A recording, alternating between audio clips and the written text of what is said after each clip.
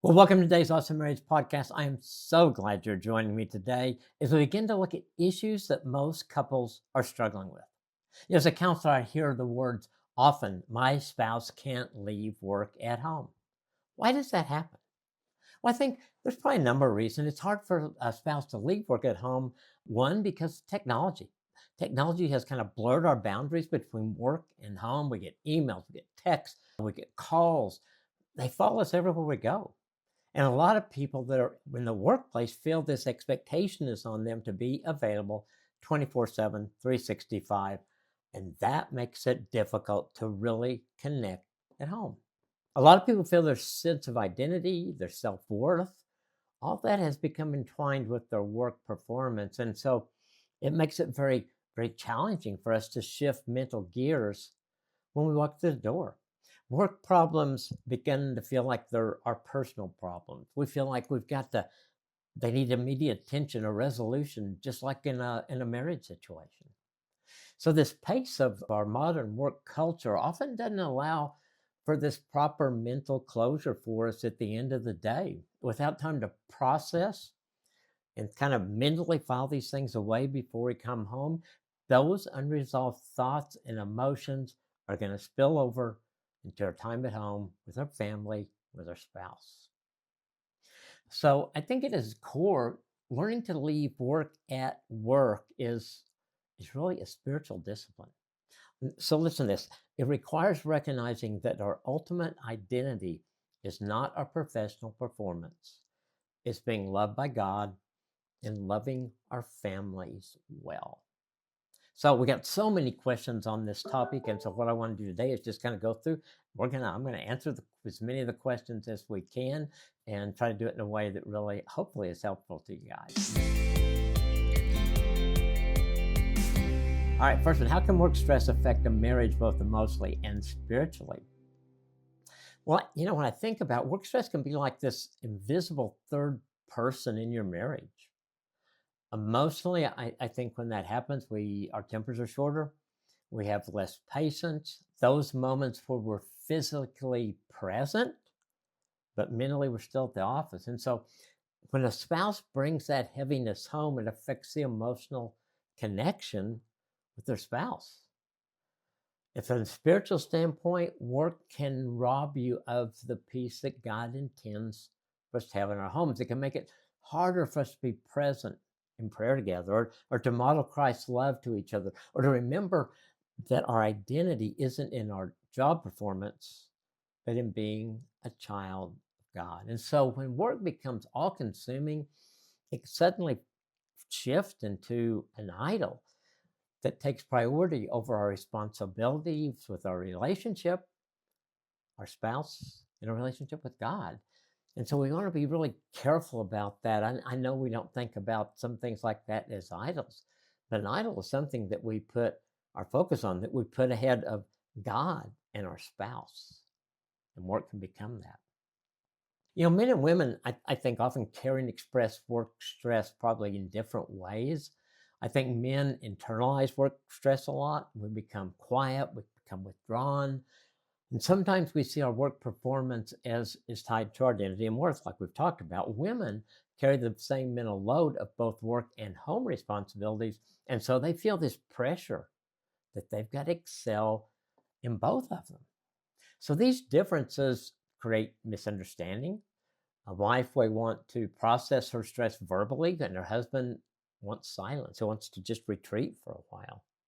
A husband might want to fix things when his wife just needs to be heard. I think, guys, most of us have fallen into that at one time or other. So understanding those tendencies, I think, as couples, help us support each other better rather than taking stress responses personally, which I think it happens a lot when we don't really realize what our spouse is doing, going through, how they're dealing with it. And so we personalize it when it's not meant to be personal at all. So what can you do? Well, I think you can look for patterns. I don't, not just bad days, because all of us have bad days from time to time. And we even know I have kind of these seasons when at work where things are tough. They're just tough. But we got deadlines, we know that's gonna pass. But when those stretch into months or years, that means something deeper is happening. So you want to watch out. So when work consistently trumps family commitments, important family commitments, or your spouse seems anxious all the time, or irritable, or exhausted, those are big red flags that something more is going on.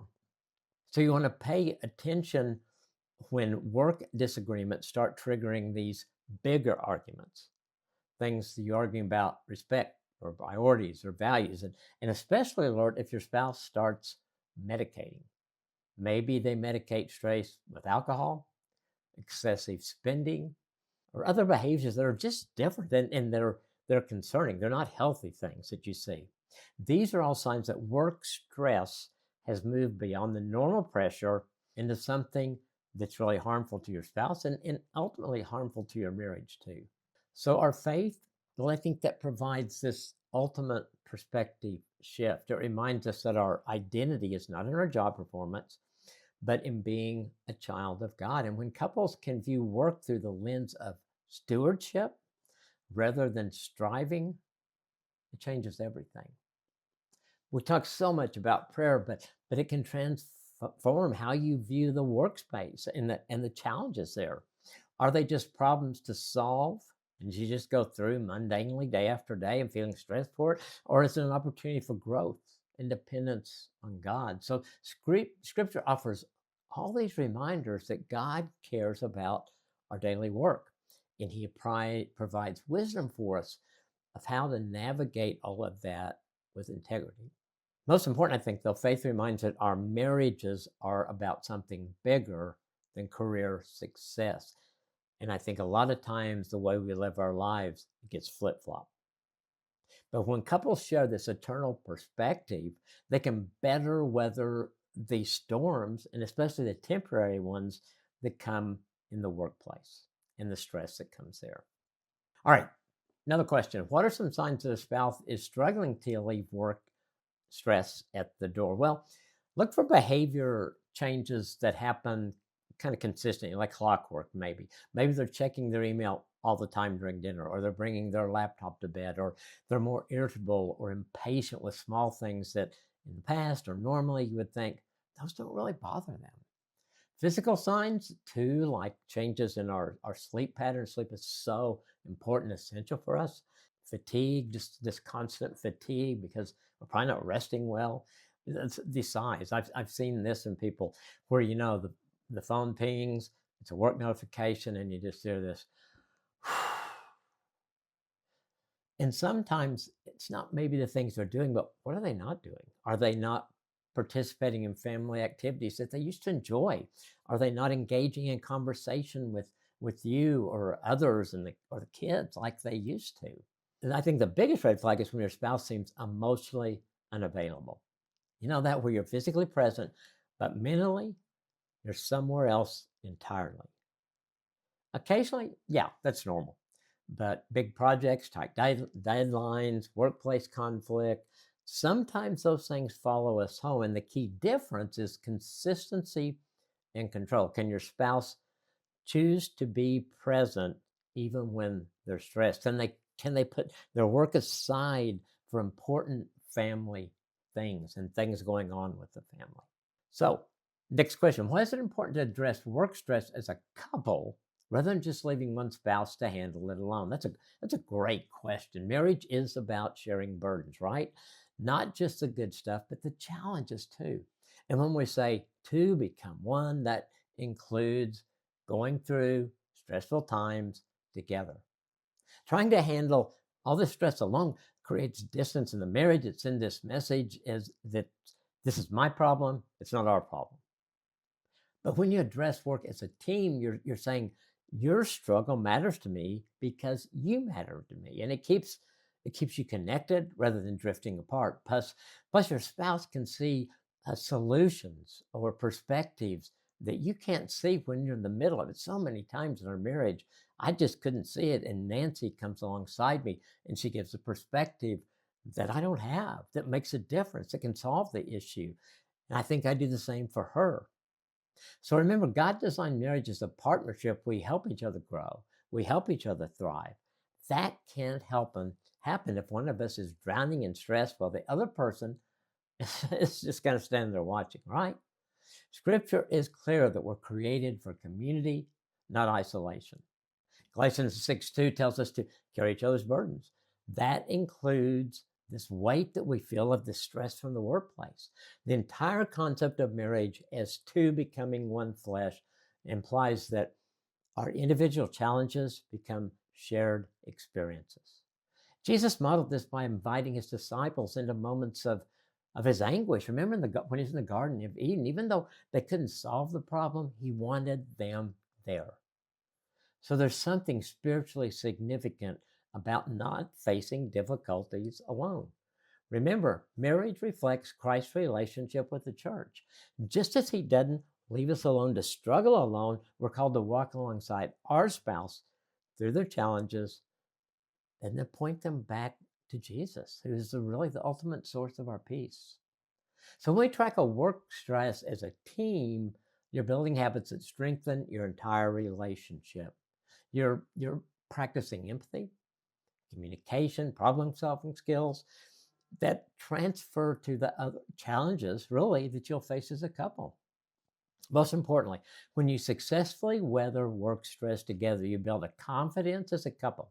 Each challenge you overcome reinforces the message we can do hard things together with God's help. And that becomes your foundation for facing future difficulties. So there's our next question. How can a spouse be a source of peace and strength without feeling responsible for fixing their spouse's work problems? Well, it's all about presence versus fixing. Your job isn't to solve their work problems because you probably can't anyway. Your role is to be the safe place for them, a place of acceptance, a place of understanding. Sometimes this means just sitting beside them, just saying, I can see this is tough, or I'm here, or things like that. Sometimes it might be creating a space for them to decompress, where they just don't feel pressure to talk. And it might be praying for them or with them, or simply reminding them who they are beyond their job title. That's so important. The key is remembering that being supportive doesn't mean that you're carrying this burden for them. It doesn't mean that you've got to have all the answers. It means that you're walking alongside them, that you're pointing them back to God as the ultimate source of peace when the work situation gets overwhelming.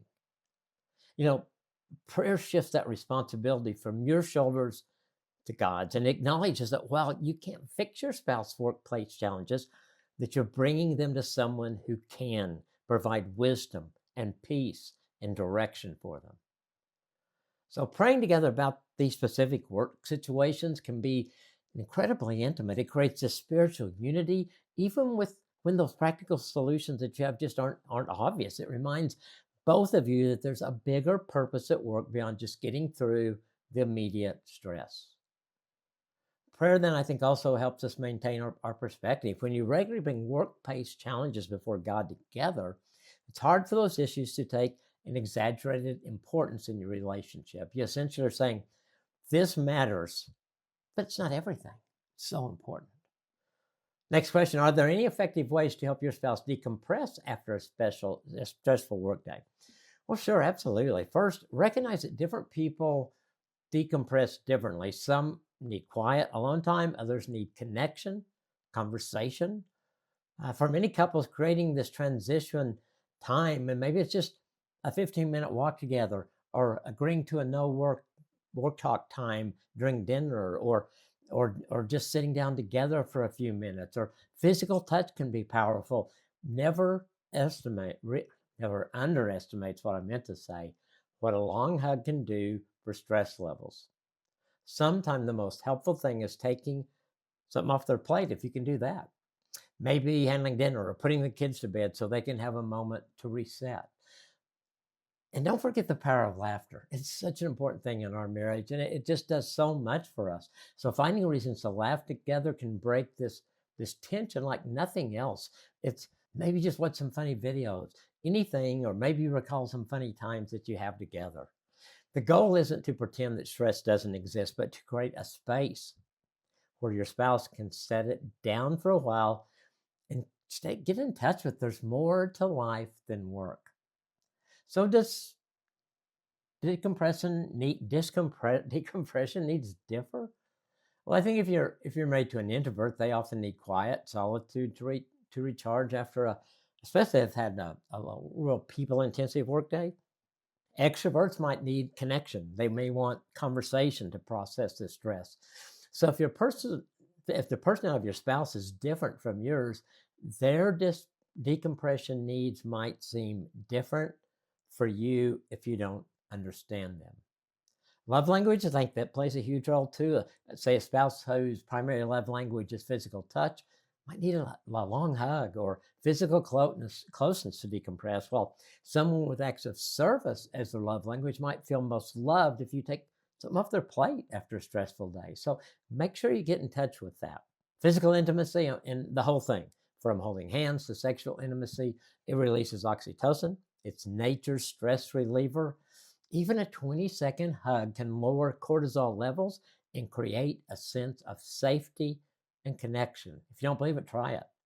So, for many couples, physical intimacy provides a unique way to be fully present with each other. You're leaving the workplace concerns, you're leaving them outside the bedroom door. It can be this powerful reminder that your connection as a husband and a wife transcends all the stresses that you've had at work. So, question: how can couples set boundaries to keep work stress from dominating their home life? Such an important question. Clear boundaries are crucial.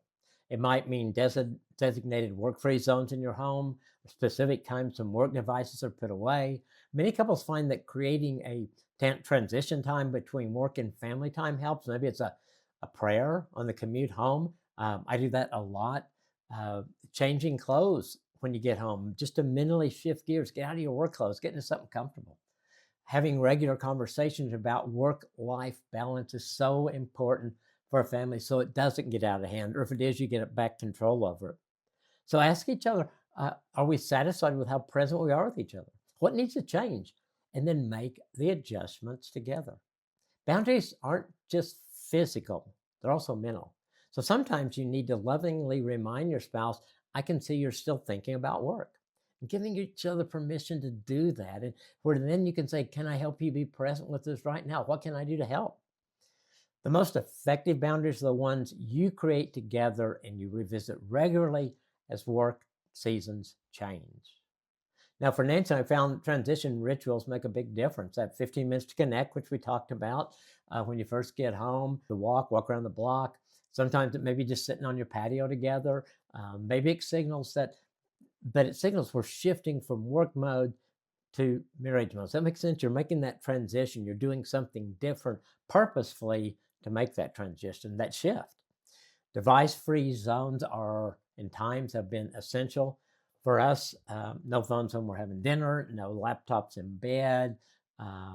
Specific boundaries for you might look different than they do for Nancy and me, but the principle of creating this protected space is what really matters, and doing whatever works for the two of you. So, how can couples create a peaceful home environment that counteracts this workplace stress? I think obviously we kind of talked about how you greet each other when you get home. That makes a big deal. Real hug, real kiss, those kind of things. It sets a different tone than if you say, hey, when somebody walks in while you're staring at your phone. Uh, Younger couples without children might need to be intentional about actually coming home and creating this space for connection. It's easy, I think, what I see a lot with young couples without kids to let work expand without the natural boundaries that come with when you've got kids in school or childcare and things like that. So you're going to have to create those. Couples with young children, often, man, you're multitasking many stressors at the same time. So creating peace might be tag teaming with kid responsibilities, giving each other small breaks, rather than expecting long periods of calm togetherness. Empty nesters will even face their own challenges. Sometimes work fills the void that is left by children living home. I see that so many times when you look forward to that time and then you just don't take advantage of it. So creating space in this season might mean rediscovering shared interests, establishing new rituals that don't revolve around parenting or careers. So, how should a spouse address the issue of work stress is leading to emotional withdrawal or tension? So, you're going from this stress, it really is causing a problem. So, one, you want to address it gently, directness rather than accusation. So, Choose a calm moment, not in the middle of this stressful situation. Use statements like, I've noticed you seem distant lately. I'm wondering if work stress might be affecting you more than usual. Something to get them conversation going, but not something that causes them to be defensive. Frame the conversation around concern for them, not just how it's impacting you. You could ask, like, what would help you feel more supported right now? Listen to them, listen more than you speak, and resist the urge to offer a solution unless they ask for it, because they're not going to hear it if they don't ask for it. So, if the patterns are deeply entrenched, or if the work stress is extremely high, don't hesitate to suggest getting professional help. A counselor, your pastor, that can provide tools that can help make a tremendous difference for them. And through all of this, continue to commit to affirm your commitment, your love to them. They need to know your concern comes from a place of care, not criticism. So, when is it really time to involve that outside help, like a pastor or counselor? Well, I think when the same patterns keep repeating despite your best efforts to address them as a couple, conversations about work stress continually escalate. They escalate into arguments rather than a resolution.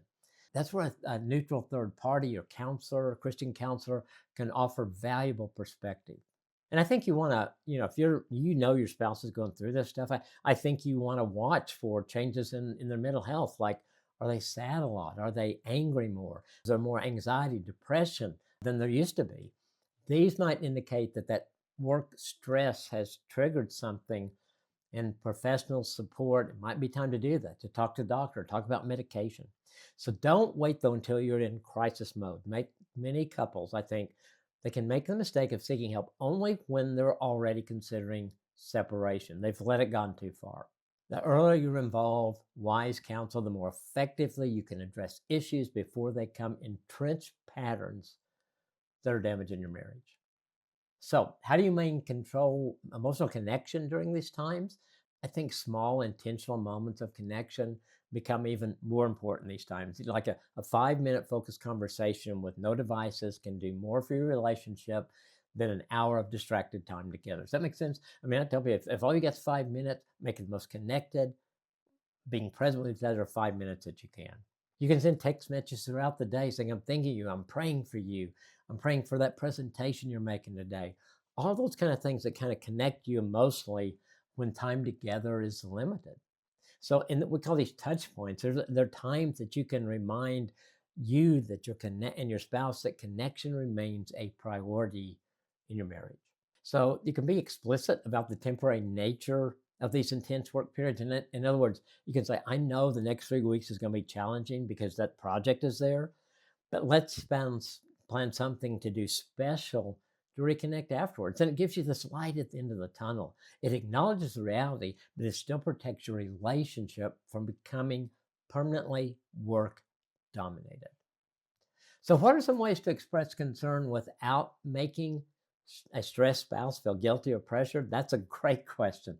I think as we talk so much, timing and tone are everything. Choose a relaxed moment. You're both connecting well, not when you've just walked in from a tough day. There are phrases you can use that emphasize your connection as husband and wife. I've noticed this seems really heavy for you lately. How can we approach this together? Instead of like, you're always stressed, it's affecting everybody, which sometimes we want to say, but does that help anything? No.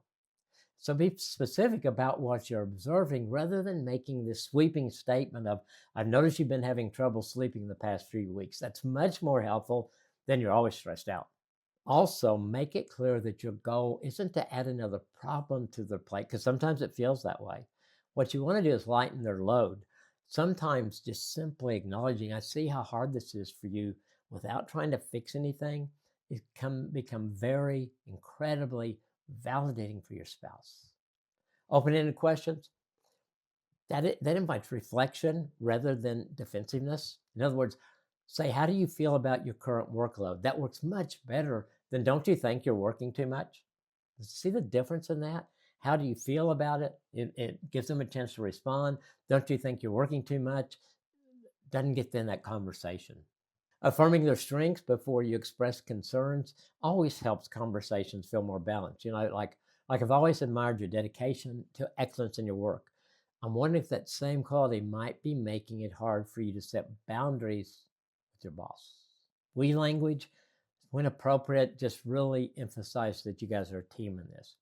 How can we create more space for you to rest given the work demands you're under? That feels so much more supportive than accusatory.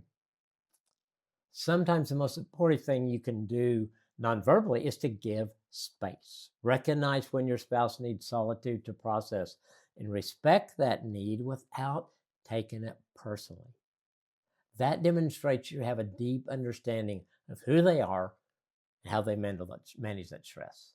Question: how can couples work together to prevent resentment when one spouse's job feels like it's taking over their marriage? Well, I've said it a million times and so many things. Open, honest communication is key. Schedule regular check ins about how you're both feeling about your work life balance.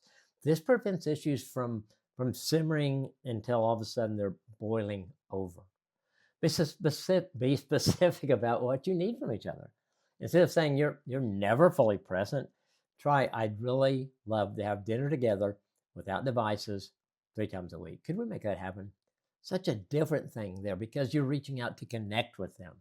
Look for a compromise that honors the importance of the work and the importance of the marriage. That means one spouse works like 2 nights a week, but is fully present all those other evenings. So you don't have this string of late night work over and over and over. Remember to celebrate the positive aspects of your work too. It brings provision, right? The purpose it provides with what you're doing. And then when you can find gratitude for the good parts of work, I think it's easier to address the challenges that you have with your work without resentment. Question: what is the right balance between giving a stressed spouse space and offering emotional support? Well, the balance is different for every couple, and it may even change depending on the situation. The key is communication. Actually asking, do you need space right now? Or would you like me to stay close? One approach is to offer support without demand, saying something like, I'm here if you want to talk, but it's also okay if you just need some time alone. Just let me know what would help. That gives them an option, and there's no pressure there, right? The wrong approach is making assumptions, hovering when they need space, disappearing when they need connection. When in doubt, a gentle, no pressure question shows you care and it doesn't add stress. Question: what are some practical long term habits that couples can build to keep their marriage strong in the face of external pressures? Well, intentional connection needs to be non negotiable. Schedule regular date nights where work talk is off limits. That's so important. Don't continue those conversations on your date night. That's a time to connect, to have fun, to remember why you got married in the first place. Protect your time together like you'd protect an important meeting at work. Develop rituals of reconnection. Maybe it's a morning prayer together. Maybe it's a weekly walk. Maybe it's a bedtime routine that helps you reconnect regardless of what the day held. That's when Nancy and I will pray. We'll talk about things at bedtime, just when we have a normal kind of pillow talk together. Create a practice of gratitude together. Share how you appreciate each other, how you appreciate your life together. Nancy and I were having lunch the other day, and she just looked at me and said, "I love our life together now." And not that she didn't before, but it just maintained perspective. I get under work pressure. She gets under work pressure. And I think just getting back to, man, I love what we have together. It's so important. Be intentional about your spiritual life as a couple. Because when you're grounded with God, something bigger than yourselves, it's easier to weather that stress that comes from work and these external pressures. And finally, make normal the habit of checking in with each other about your stress levels, about your workload. And when these conversations become routine, they're less likely to feel confrontational and more likely to strengthen the relationship. So remember, the goal isn't a stress-free marriage. It's not realistic. It's just not.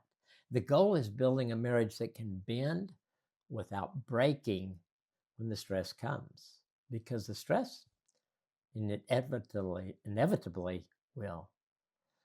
So I thanks you guys for all your questions on this topic. We're going to be doing more of this type of podcast. Let us know if it helped, if you liked it, if you like this kind of format where we take a topic and we use a lot of the questions that you guys have asked over time. So anyway, let us know how you like that. That is it for today. Next week, my guest is Faith Yuri Cho. If you don't know who she is, you're going to love her. Here's a clip from that episode. There is joy in the Lord in every season. And, that was really great for me to know when I went into my postpartum years. Well, I was having 4 children in 5.5 years. And when I just thought, this is miserable. But, reminding myself, you know what? You said that before. Like you've said that before. Yeah. And God is with you. And in here, there is joy. There's joy somewhere. And I just need to recognize it in his presence. Hey, if you have not subscribed to my One Thing email yet, what are you waiting for? It's free. It's going to definitely make you a better spouse. So subscribe. Go to awesomemarriage.com. You sign up right there. Thanks for joining me today. Hey, do something awesome for your marriage today. See you next time.